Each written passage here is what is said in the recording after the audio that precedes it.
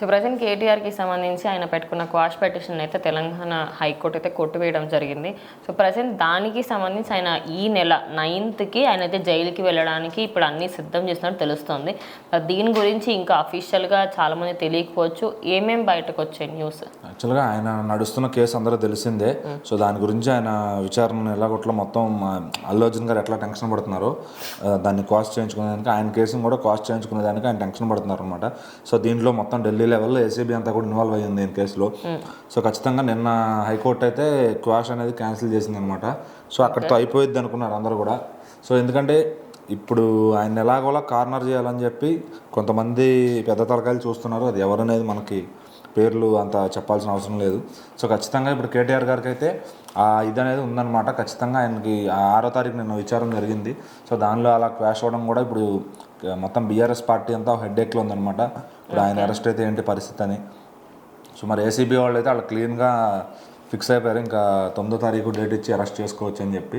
So ఖచ్చితంగా ఇప్పుడు ఆయన కానీ అరెస్ట్ అయితే మళ్ళీ ఇప్పుడు పొలిటీషియన్కి అరెస్ట్ అవ్వడం కూడా మైలేజ్ అవుతుంది అనమాట. సో ఇప్పుడు ఆయన మరి వాంటెడ్గా కావాలని అరెస్ట్ అవ్వాలనుకుని కొన్ని రోజులు ఉంటాడేమో కూడా. ఎందుకంటే ఆ సింపతి అనేది గెయిన్ అయితే నెక్స్ట్ ఎలక్షన్కి అది బూస్ట్ అవుతుంది అనమాట. సో ఖచ్చితంగా మనం అంతకుముందు జగన్ గారు జైలుకి వెళ్తే గెలవడం చూసాం, అట్లానే చంద్రబాబు గారు వెళ్ళేది వస్తే చూసాం. అంటే అదొక ఆచారం అయిపోయింది అన్నట్టు అవుతుంది పరిస్థితి. సో మరి వీళ్ళు చేసిన తప్పో చెయ్యని తప్పో మరి ఎందుకు ఇంత అంటే అంత మంచి లైఫ్, ఒక మంచి పార్టీ మంచి అనుభవించి మళ్ళీ ఇట్లాంటి పరువు తక్కువ పనులు ఎందుకు చేస్తున్నారు అనేది. ఆల్రెడీ కవిత గారు జైలుకి సంబంధించిన సో అంటే కేసు తర్వాత దాన్ని ఏమంటారు జీరో తప్పుతో బయటపడింది అయితే చంద్రబాబు గారు ఒక్కళ్ళే.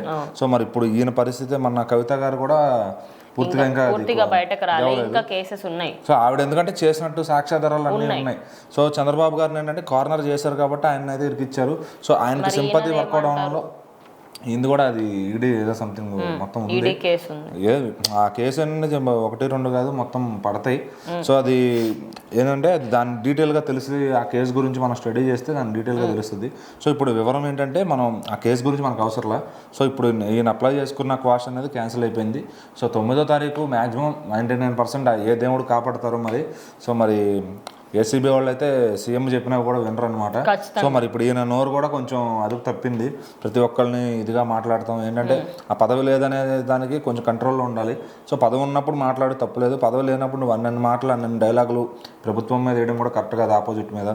సో మరి నీ పార్టీ కార్యకర్తలు నిన్ను ఎంతవరకు కాపాడుకుంటారు? ఒకవేళ జైలుకి వెళ్ళే పరిస్థితి వస్తే, ఇంతకుముందు చంద్రబాబు గారి కోసం రోడ్డు ఎక్కారు. సో మరి జగన్ గారి కోసం రోడ్డు ఎక్కారు చాలామంది ఫ్యాన్స్ అంతా. మరి ఈయన కోసం బీఆర్ఎస్ పార్టీ కార్యకర్తలు తెలంగాణ అందరూ కూడా రోడ్డు ఎక్కుతారా, లేకపోతే ఈయన అసలు వెళ్ళే పరిస్థితి ఉందా లేదా అనేది 9వ తారీఖు తెలియనుంది.